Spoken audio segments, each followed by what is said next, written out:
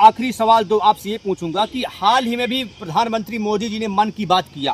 अब मन की बात में प्रधानमंत्री मोदी जी कहते हैं कि अपने परिवार के लोगों का हालचाल लीजिए, रिश्तेदारों का हालचाल लीजिए, जबकि उन्होंने महंगाई पर, भ्रष्टाचार पर, घूसखोरी पर या पेट्रोल की महंगाई पर किसी भी प्रकार की गंभीर चर्चा नहीं की। तो क्या जानबूझ करके देश की महंगाई को बढ़ाने में इनको आनंद आता है, या फिर ये कोई महंगाई बढ़ाने के साथ जनता का शोषण करने का काम कर रहे हैं? किस प्रकार से जनता परेशान है महंगाई से? देखिए, इनको पश्चिम बंगाल का जब चुनाव था तो उस समय ना इनको महंगाई दिखी, जी जी, ना इनको बेरोजगारी दिख रही थी, ना वो दिख रही थी जी। पश्चिम बंगाल के चुनाव में एक भी महंगाई इन्होंने नहीं बढ़ाई है जी। और जैसे ही चुनाव हो गया वैसे ही डीजल भी बढ़ गया, पेट्रोल भी बढ़ गया। अब मोदी जी अब कहते हैं कि अपने अपने संसाधन कम कर दीजिए, विदेश न जाइए, तो आखिर मोदी जी वहाँ 1 रुपए की टॉफ़ी बांटने में, लोडी टॉफ़ी 1 रुपए की बांटने, वहाँ करोड़ों रुपए का एक प्रधानमंत्री के दौरे में हजारों करोड़ रुपए एक प्रधानमंत्री के विदेश दौरे में आता, तो आखिर वो स्वयं क्यों नहीं पैसा बचा रहे हैं? प्रिय मित्रों, स्वागत है आपका हिंद न्यूज लाइव चैनल पर। जनपद चित्रकूट ही नहीं बल्कि पूरे उत्तर प्रदेश में जिस प्रकार से राम राज्य की परिकल्पना की जा रही थी, क्या वास्तव में राम राज्य जमीनी स्तर पर ऐसा ही है जैसा लोगों ने सोचा था, या जिस प्रकार से लोगों ने सोच करके केंद्र में ही नहीं, राज्य में ही नहीं, बल्कि अधिकांश राज्यों में भारतीय जनता पार्टी की सरकार बनाने का काम किया? अब राम राज्य है कि नहीं है, ये आप भी जानते हैं, हम भी जानते हैं। लेकिन इसी राम राज्य के चलते एक विशेष मुद्दा को लेकर के मैं समाजवादी पार्टी के पूर्व जिलाध्यक्ष श्री अनुज यादव जी के पास खड़ा हूं। मैं इनसे एक बहुत ही सामाजिक मुद्दा, लेकिन बच्चों के भविष्य को लेकर के एक मुद्दा उठाने वाला हूं। सरकार ने अध्यापकों को पढ़ाई लिखाई बंद करवा करके उनसे भूसा ढोवाने का या भूसा डलवाने का या भूसा इकट्ठा करने का काम जो दिया है, तो क्या विपक्ष का क्या दावा है कि क्या ये सही है? क्या ये राम राज्य है या फिर राम राज्य नहीं है? क्या नाम भैया? देखिए, मेरा नाम अनुज यादव है, पूर्व जिलाध्यक्ष समाजवादी पार्टी जी। चित्रकूट से। और सबसे पहले मैं आपके चैनल को बधाई देता हूं, धन्यवाद देता हूं जी कि ज़िले के आप छोटे से छोटी समस्याओं को भी हाईलाइट कर उनका निदान कराने का काम करते हैं, जी जी जनहित के मुद्दों को उठाते रहें। तो इसलिए आपकी पूरी टीम को जी और आपके स्टाफ को पूरी बधाई हो, चैनल को बधाई हो। और जहाँ तक रही बात, आपने भी एक बहुत ज़रूरी बात आपने बताई जी कि सरकार जब से भारतीय जनता पार्टी की 9 साल से प्रदेश में है, आए दिन कोई न कोई बेतुका फरमान जारी कर रहे हैं। कभी कहेंगे टीचर जो अध्यापक होते हैं शैक्षणिक कार्य करते हैं और अपना जीवन तपाकर एक नौजवानों का भविष्य और बच्चों का भविष्य तैयार करते हैं, तो उनको ये सरकार आए दिन कोई ना कोई बेतुका आदेश दे देती। कभी कहेगी पागल कुत्तों की गिनती करो, कभी कहेंगे बंदर की गिनती करो। अब हाल ही में एक आदेश हुआ है कि टीचर भूसा इकट्ठा करेंगे, भूसा ढोएंगे, हर टीचर इतना इतना भूसा दान करे। तो बहुत ही बेतुका आदेश है और सरकार का कहीं ना कहीं फेलियर है, क्योंकि शिक्षा नीति की आज ये दशा हो गई कि आज इस सरकार में हजारों स्कूल विद्यालय, सरकारी विद्यालय बंद हो गए। पुरानी सरकारें रही, हमारे माननीय अखिलेश यादव जी की सरकार रही, पुरानी सरकारें और पुराने नेता हमारे माननीय अखिलेश यादव जी, पूर्व मुख्यमंत्री जी, वो कहा करते थे कि बच्चों को पढ़ाइए, शिक्षा दीजिए, स्कूल खुलवाते थे, नए नए स्कूल खुले। लेकिन ये सरकार स्कूल बंद करके, ये सरकार कह रही बच्चों को न पढ़ाइए, पौवा पियाइए। आए दिन हर गांव में कोई न कोई ऐसा कोई गांव नहीं बचा जहां ठेका न खुला हो। अच्छा, सरकार ने जैसे जैसे अखिलेश यादव जी की सरकार पहले थी उत्तर प्रदेश में, तो उन्होंने बच्चों के भविष्य के लिए लैपटॉप बांटा, मोबाइल बांटा, शिक्षा से संबंधित कई ऐसे कार्य किए जो अभी तक में ऐतिहासिक थे। बावजूद इसके राम राज्य की परिकल्पना करने वाली भाजपा की सरकार अब उन्हीं अध्यापकों को, जो अध्यापक छोटे छोटे बच्चों के भविष्य को तय करते हैं या छोटे छोटे बच्चों के शिक्षा स्तर को मजबूत करने में अपना जीवन बलिदान कर देते हैं, आज भारतीय जनता पार्टी की सरकार जिस प्रकार से अध्यापकों को भूसा ढुलाने में या बंदरों की गिनती करने में या कुत्ता पकड़ाने में लगा रही है, तो क्या इस प्रकार से बच्चों का भविष्य उज्जवल हो पाएगा या फिर इस राम राज्य में बच्चों का भविष्य अंधकार में डूब रहा है? देखिए, जिस तरह अध्यापक का काम है शिक्षा देना, वो शिक्षा देना है अध्यापक का काम। वो लगातार 8-8 घंटे पढ़ाता है, बच्चों को तैयार करता है। बच्चों को सही पूछा जाए तो शिक्षा एक ऐसा विषय है और शिक्षा एक ऐसा क्षेत्र है जहाँ तपस्या से ही बच्चे तैयार होते हैं। तो 8 घंटे टीचर पढ़ाता है, लेकिन सरकार उनको निर्वाचन का काम भी देती है, उनको बिले भी बनाती है, वोटर लिस्ट सही करने का भी काम देती है, जनगणना करने का भी काम देती है। तो ऑलरेडी सरकार पहले से काम दे रखी है। लेकिन ये भूसा ढुलाने वाला और कुत्ता गिनने वाला ये बेतुका बयान है और बेतुका आदेश है सरकार का। इस आदेश को सरकार को वापस लेना चाहिए और कहीं ना कहीं सरकार का फेलियर है जो ऐसे उल जुलूल के आदेश दे रही है। 27 में पूर्ण रूप से चाहे शिक्षक वर्ग हो, चाहे आपका छात्र वर्ग हो, चाहे नौजवान हो, सारे वर्गों ने ठान लिया है कि इस बेतुकी सरकार को भगाना है। आए दिन इनके कोई ना कोई बयान देते। आज तक मैंने कोई ऐसा बयान नहीं देखा सरकार का कि अपने कार्यकर्ताओं को कहे कि आप भूसा दान करिए, आप कुत्तों की गिनती करिए, आप सांडों की गिनती करिए, आप गौ माता की गिनती करिए। वो कुछ नहीं करेंगे, वो सिर्फ तमाशा देखेंगे। जो काम होगा, जो भी ऊटपटांग का काम होगा, अभी बीच में लगा दिया था कि पागल कुत्ते गिने जाएंगे। कोर्ट ने कहा था कि जब कुत्तों में आदेश दिया था तो सरकार ने उस आदेश का पालन कराने के लिए कोई नहीं मिला तो टीचर को ले आई कि टीचर पागल कुत्तों की गिनती करेंगे। अब टीचर पता चला कि बच्चों को संभालने वाला एक टीचर 30-30, 40-40 बच्चों के बीच में एक टीचर है। अब वो पढ़ाएगा कि कुत्ते गिनेगा, कुत्ते दौड़ाएगा। तो ये हाल है सरकार का। ये सरकार देखिए, जैसे कि समाजवादी पार्टी के पूर्व जिलाध्यक्ष जी ने कहा कि 40-40 या 45-45 बच्चों के बीच में एक अकेला अध्यापक है। वो अकेला अध्यापक दिन रात संघर्ष करके बच्चों के भविष्य को बनाने पर लगा है। लेकिन भारतीय जनता पार्टी का जो फरमान जारी होता है वो कुत्तों को पकड़ने के लिए जारी होता है, भूसा ढुआने के लिए जारी होता है, बंदरों की गिनती करने के लिए जारी होता है। तो क्या यही राम राज्य है? और आप देख पा, अच्छा अध्यक्ष जी, आप ये बताइए कि उत्तर प्रदेश में, या यूं कहो कि जिस जनपद चित्रकूट मुख्यालय में आप खड़े हुए हैं, आए दिन यहाँ पर लोगों की हत्याएं हो रही हैं। आप पहाड़ी में देख लीजिए, हाल ही में एक हत्या हुई आपकी मंदाकिनी पुल के नीचे हुई। तो कल में कपसेटी मंदाकिनी पुल के नीचे जो हत्या हुई, तो क्या लगता है कि लोगों के अंदर इस राम राज्य में भय है कानून का या फिर नहीं है?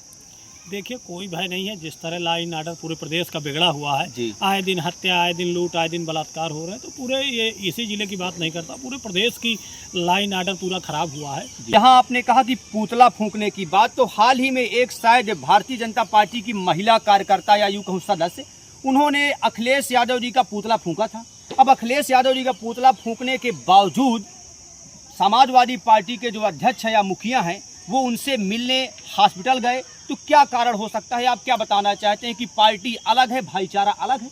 देखिए, हमारे नेता बहुत ही संवेदनशील हैं और उनसे दयालु और उनसे संवेदनशील शायद हिंदुस्तान में कोई नेता हो।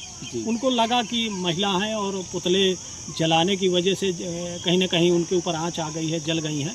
तो उन्होंने देखे, उनके परिवार के प्रति उनकी सिंपैथी जागी और वो गए वहाँ पर, संवेदना व्यक्त किया। उनके साथ डॉक्टरों से भी बात की कि अच्छे स्वास्थ्य की कामना भी की उन्होंने।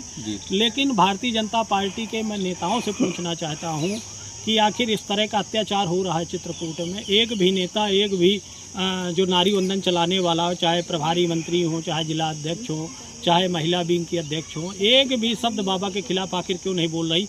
उसी को ब्रांड एम्बेसडर नारी वंदन का बना दीजिए, नहीं तो उसको भारत रत्न दिला दें भारतीय जनता पार्टी के लोग, अगर बाबा सही है।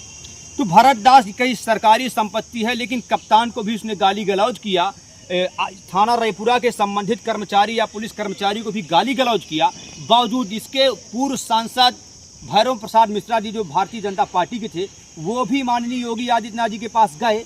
तो क्या इन लोगों की बातों का असर भरत दास की बातों के आगे नहीं हो रहा है, या फिर जानबूझ करके इसको बढ़ावा दिया जा रहा है?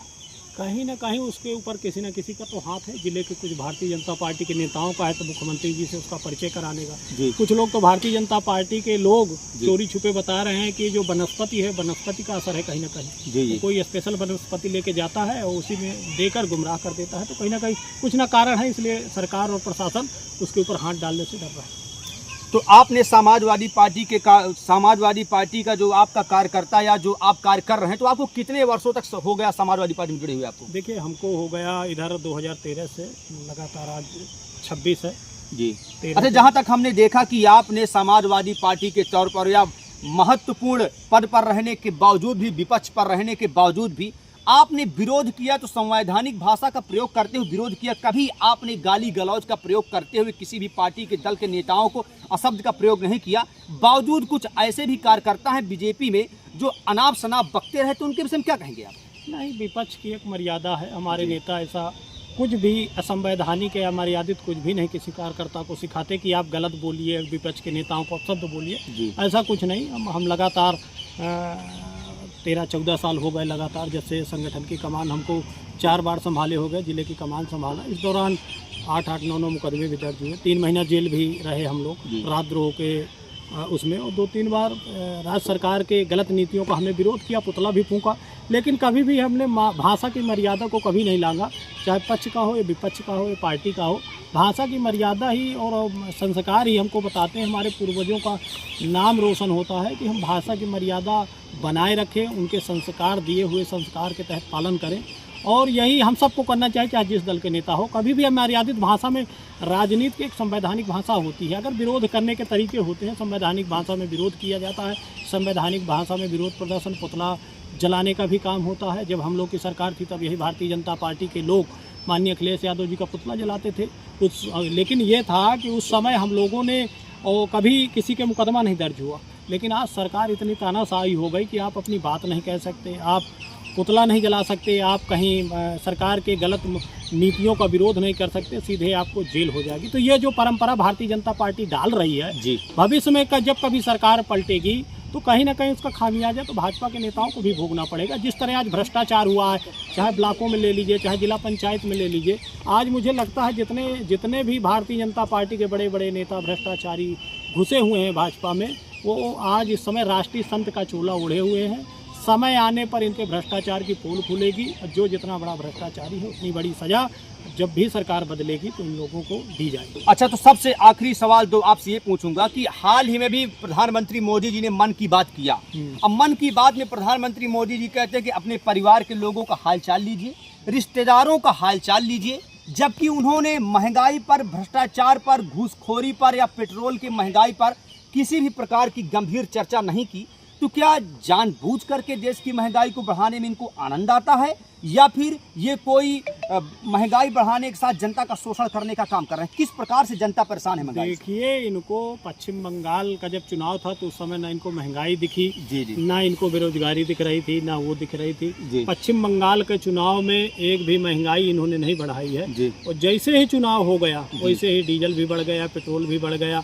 अब मोदी जी अब कहते हैं कि अपने अपने संसाधन कम कर दीजिए, विदेश न जाइए, तो आखिर मोदी जी वहाँ 1 रुपए की टॉफ़ी बांटने में, लोडी टॉफ़ी 1 रुपए की बांटने, वहाँ करोड़ों रुपए का, एक प्रधानमंत्री के दौरे में हजारों करोड़ रुपए एक प्रधानमंत्री के विदेश दौरे में आता, तो आखिर वो स्वयं क्यों नहीं पैसा बचा रहे हैं? वो कभी सलाह देते हैं कि मंत्रियों को ज़्यादा पानी पीना चाहिए, मंत्री के रिश्तेदारों को ज़्यादा पानी पिएं, लू में न निकले, धूप में न निकले, और कभी कहते हैं कि मैं देश को पुराने दौर में ले आऊँगा। वो मैं आपके माध्यम से बता दूं कि वो दिन दूर नहीं, अगर यही सरकार रही तो हम लोग केले के पत्ते ढककर जंगलों में पेड़ पौधों की शाखाओं में चढ़कर कंदमूल के फल खाते रहेंगे, और जैसे आदिमानव का जीवन था ऐसे ही मोदी जी वो जीवन ले आएंगे। किसी दिन तो ये भी कहने वाले हैं कि भाइयों बहनों, ये ऑक्सीजन आप बहुत ले रहे हैं, थोड़ा ऑक्सीजन कम कर दीजिए देश हित में। तो आखिर देश हित में आम जनता को कितना आप तोड़ेंगे, आम जनता के कितने आप उनको पीछे छोड़ेंगे? किस तरह आज आम जनता परेशान है, चाहे डीजल हो, चाहे गैस हो, चाहे आपका पेट्रोल हो, सारी महंगाई बढ़ गई। आज ही कमर्शियल सिलेंडर का रेट बढ़ गया। तो ये महंगाई केवल और केवल आम जनता के लिए है, भारतीय जनता पार्टी के लोगों को कोई इससे असर नहीं पड़ रहा और ना ही उनके मंत्रियों पर पड़ रहा। एक तरफ ये कहते हैं कि वाहन में न चलिए, साइकिल का प्रयोग करिए, ई रिक्शे का प्रयोग करिए, इसका प्रयोग करिए, उसका प्रयोग करिए, लेकिन आज इनके किसी भी सांसद विधायक को देख लीजिए, सिवाय रील बनाने के अलावा कोई भी पर्सनल सरकार उससे यात्री वाहन से नहीं चल रहा, चाहे रिक्शा हो, चाहे उसमें ऑटो हो, कोई सांसद विधायक ऑटो से, रिक्शे से नहीं चल रहा है, सब फॉर्च्यूनर से चल रहा है। तो आखिर भारतीय जनता पार्टी के नेताओं को महंगाई, बेरोजगारी क्यों नहीं दिख रही? इनको जब जनता 27 में धोएगी यूपी में और इनको खदेड़ कर बाहर भेजेगी, तब जाके इनकी सहायता होगी। अच्छा, तो सरकार ने लगातार, आपने जैसे सरकार के लिए विपक्ष के तौर पर बोला, तो कई बार एक आखिरी सवाल आपसे पूछूंगा कि जब भी सरकार के विषय में कोई क्रिएटर बोलता है या महंगाई भ्रष्टाचार को लेकर के बोलता है और मामला बढ़ जाता है, तो सरकार उसका अकाउंट सस्पेंड करवा देती है। सरकार उसका अकाउंट क्यों सस्पेंड करवा देती है, आपको क्या लगता है? अभी सरकार, अभी हाल ही में आपने देखा था कि किस तरह बेरोजगार युवाओं का एक समूह इकट्ठा होकर एक काकरोच पार्टी मुख्य न्यायाधीश ने टिप्पणी कर दिया था, तो उसमें बहुत बड़ा युवाओं का आक्रोश समझ में आया। भारतीय जनता पार्टी ने देखा कि ये तो इतनी हालत भारतीय जनता पार्टी की खराब हो गई कि एक दिन में उनके भारतीय जनता पार्टी के सदस्यों से फॉलोवर कहीं अधिक हो गए, कई लाख। भारतीय जनता पार्टी घबरा कर उन्हें बंद कर दिया। तो उनके केवल और केवल यही तरीके हैं, ईडी है, सीबीआई है, आपका जो भी सूचना प्रसारण मंत्रालय है, उसके माध्यम से कहीं ना कहीं ये दिन भर खोज करते रहते हैं कौन भारतीय जनता पार्टी का विरोध कर रहा है, कौन नीतियों का विरोध कर रहा है, कौन इन्फ्लुएंसर या यूट्यूबर कौन विरोध कर रहा है, उसका तत्काल चैनल सस्पेंड कर दिया जाएगा, तत्काल निलंबित कर दिया जाएगा। तो क्या तत्काल चैनल निलंबित करने से, सस्पेंड करने से गरीबों की जुबान को बंद कर पाएंगे? विपक्ष की जुबान को बंद कर पाएंगे? भारतीय जनता पार्टी को लगता है कि हमारे पास ऐसे यंत्र है कि हम जनता की जुबान को बंद कर देंगे, लेकिन जनता अंदर ही अंदर आक्रोश में है। 27 में यूपी से इनको पूरी तरह सफाया करेगी, तब जाके भारतीय जनता पार्टी को हो सकता है आंखें खुले, वरना भारतीय जनता पार्टी आम आदमी को एकदम निचोड़ दिया है। आम आदमी आज न तो उसको सही इलाज मिल पा रहा, न तहसीलों में न्याय मिल पा रहा, न थानों में न्याय मिल पा रहा है। आज छोटी से छोटी नकल लेने तहसील में चले जाइए, लेकिन बिना पैसे के कोई काम नहीं होता। इसका प्रमाण मैं खुद हूँ। तमाम लोगों को भी मैं दे दूंगा जिनसे घूस की लगातार डिमांड की जाती है। थानों में चले जाइए तो अगर मुट्ठी गर्म है तो दरोगा जी नरम है। आप अस्पताल चले जाइए तो बीमारी की दवा नहीं है। खाज खुजली हो तो हो सकता है मल्हम वगैरह मिल जाए, नहीं सरकारी हॉस्पिटल में, इतना बड़ा ज़िले में हॉस्पिटल पड़ा है, खाज खुजली के अलावा सीधे रिफर सेंटर है। अगर वो बेचारा गरीब है, कहीं नेतागिरी से, राजनीति से जुड़ा है, किसी को फ़ोन करा दिया है, तो डॉक्टर 1 सेकंड देर लगाते हुए उसको सीधे रिफर सेंटर भेजता है, या तो इलाहाबाद या तो आपके सतना। लिए आए दिन मंत्री का दौड़ा लगता है, लेकिन वहीं जिला मुख्यालय में जिला अस्पताल बना हुआ है, किसी भी न तो मंत्री को दिखता है, न सत्ता पक्ष के सांसद विधायक को देखता है। केवल जितने भी प्रभारी मंत्री यहाँ आते हैं या बनाकर भेजे जाते हैं, वो केवल और केवल टूरिस्ट के रूप में आते हैं, दर्शन करते हैं, एक नारियल का गोला लेते हैं, प्रसाद खाते हैं, चले जाते हैं। तो ये उनसे मैं अनुरोध करता हूँ सत्ता पक्ष के लोगों से कि ये टूरिस्ट प्लेस ना बनाया जाए, ये धार्मिक स्थली है। भगवान राम 11 वर्ष तपस्या किए हैं। यहाँ सबसे बड़ी बुनियादी समस्या है रोजगार की। एक बड़ी फैक्ट्री की ज़रूरत है, यहाँ पर अस्पताल की ज़रूरत है। यहाँ पर तमाम युवाओं ने अभी आपके इसका मेडिकल कॉलेज का सरकार की घोषणा में भी है कि मेडिकल कॉलेज चित्रकूट में बनना चाहिए, लेकिन मेडिकल कॉलेज नहीं बना है। सड़कें टूटी हुई हैं, किसी भी सड़क में आप चले जाइए श्री रामपुर से आपके गढ़ी घाट तक, साईंपुर तक, इतने हजार गड्ढे आपको मिलेंगे। शायद भारतीय जनता पार्टी के नेता उस सड़क से किनारा कर लेते हैं, बगल के शॉर्टकट से कहीं निकल जाते हैं, वहाँ कोई जाने की जहमत नहीं उठा रहा। एक भी सड़क के गड्ढे नहीं भरे हैं। अस्पतालों का ये हाल है कि अस्पताल खुद बीमार चल रहे हैं, थानों में कोई न्याय नहीं मिल रहा है। हर घर पे इनकी जो हर घर जल योजना है, पेयजल, पाठा में चले जाइए, आज भी लोग बैलगाड़ी से पानी ढो रहे हैं। सबसे बड़ा अगर यूपी में और बुंदेलखंड में भ्रष्टाचार कोई है तो हर घर जल योजना। तो क्या लगता है कि हर घर जल योजना में जिस प्रकार से जिलाधिकारी लगातार प्रयासरत है, यह सरकार कहती है कि हर घर जल योजना के तहत सही काम चल रहा है, तो मानिकपुर पाठा क्षेत्र में आज भी लोग त्राहिमाम मानिकपुर क्षेत्र में लोग कर रहे हैं, तो क्या मानिकपुर क्षेत्र पाठा क्षेत्र में जनपद चित्रकूट का जो पाठा क्षेत्र है बहुत ही विकासशील क्षेत्र है, तो क्या वहाँ पर लोग पानी के लिए त्राहिमाम कर रहे हैं, तो सरकार की जिम्मेदारी बनती है कि नहीं बनती वहाँ पर? बिल्कुल बनती है, क्योंकि सरकार के घोषणा पत्र में है कि हर घर जल योजना, प्रत्येक घर को पानी पहुँचाने के लिए। हमारी सरकार थी चित्रकूट 12 से 17 माननीय अखिलेश यादव जी की, तो मैं बता दूं 2500 हैंड पंप लगवाने का काम माननीय अखिलेश यादव जी ने किया था। उस हैंड पाइप स्कीम को इन्होंने बंद कर दिया। आदमी तमाम रिबोर करा लेता था, हैंड पाइप नहीं लग जाते थे तो पेयजल की सुविधाएं हो जाती थी। इस सरकार ने उसको बंद करा दिया। पाठा में कोई ऐसा गांव बता दीजिए जिसमें 100% पेयजल, हर घर जल योजना, हर घर में अगर पानी पहुंच गया हो तो हम उनको इनाम लेने का काम करेंगे। एक भी गांव में 100% पानी नहीं पहुंचा। किसी गांव में 2 घरों में पानी जा रहा है, किसी में 1 घर में, किसी में लीकेज है, किसी में केवल टोटिन का पता नहीं है, पाइप बस लगा है, किसी में केवल सड़क तक लाइन पड़ी है, गांव के अंदर गई नहीं। तो ये हाल है। अच्छा, एक आखिरी सवाल ये है कि जैसे 5 साल ग्राम प्रधानों का कार्यकाल खत्म हो गया, बावजूद इसके आपको क्या लगता है कि सरकार ने किस कारण 6 महीना या 1 वर्ष का समय प्रधानों को दे दिया? क्या प्रधानों को लूटने का समय दे दिया, या फिर 6 महीने में प्रधान अपने गांव का विकास कर पाएंगे? देखिए, मैं प्रधानी के चुनाव में सबसे पहले कहूँगा कि सरकार की फेलियर है जी। जो सरकार समय से चुनाव नहीं करा पा रही। सरकार कहीं ना कहीं चुनाव कराने की मंशा में नहीं थी। हमारे नेता माननीय अखिलेश यादव जी ने कहा भी था कि पैसा मर्द खर्चा करिए, जो प्रधानी की तैयारी कर रहे थे। ये सरकार जानबूझ के चुनाव नहीं कराना चाहती, और सरकार इसीलिए चुनाव नहीं कराना चाहती है ताकि सरकार और भ्रष्टाचार करना चाहती है। और अभी तमाम ऐसी योजनाओं को लागू करके इन्होंने जिस तरह ग्राम पंचायतों में अपने अधिकारी बैठाकर, अपने सचिवों को बैठाकर जिस तरह बड़े तर्ज पर घोटाला करने का काम किया है, तो ये सरकार कहीं ना कहीं सरकार की मंशा ठीक नहीं। उनको पता है कि पंचायत चुनाव में जनता इनको सही जवाब देगी, इसलिए पंचायत चुनाव कराने से भारतीय जनता पार्टी डर रही है। अब कभी कह रही कि विपक्ष की वजह से चुनाव नहीं हो पा रहे हैं, कभी कहेंगे से विपक्ष के जो दल हैं, चाहे कांग्रेस हो चाहे आपकी समाजवादी पार्टी हो। अभी एक नेता कह रहा था कि समाजवादी पार्टी नहीं चाहती कि चुनाव हो जाए। अरे भाई, सरकार तुम्हारी, चुनाव आयोग तुम्हारा, चुनाव के लिए मना कौन करा? चुनाव आप कराइए। तो कहीं ना कहीं सरकार की मंशा ठीक नहीं। उनको पता है कि गाँव के जिस तरह गलियाँ इन्होंने खोदी है पेयजल योजना के तहत, जिस तरह गड्ढे हो गए बड़े बड़े, लोगों का चलना मुश्किल है। वो सब लोग इंतजार में बैठे हैं कि कब चुनाव हो, कब भारतीय जनता पार्टी को यहाँ से खदेड़ने का काम करें। इसलिए भारतीय जनता पार्टी पंचायत चुनाव नहीं कराना चाहती। जैसा कि समाजवादी पार्टी के पूर्व जिलाध्यक्ष श्री अनुज यादव जी ने कहा, सरकार की जो बेबुनियाद योजनाएं हैं पूरी तरह से ज़मीनी स्तर पर भंग होती हुई दिखाई दे रही हैं। जैसा उन्होंने कहा कि जानबूझ करके सरकार पंचायत चुनाव नहीं कराना चाहती, क्योंकि इसकी लापरवाही या यूं कहें कि जानबूझ करके सिस्टम हैंग करने का पूरा प्रयास कर रही है।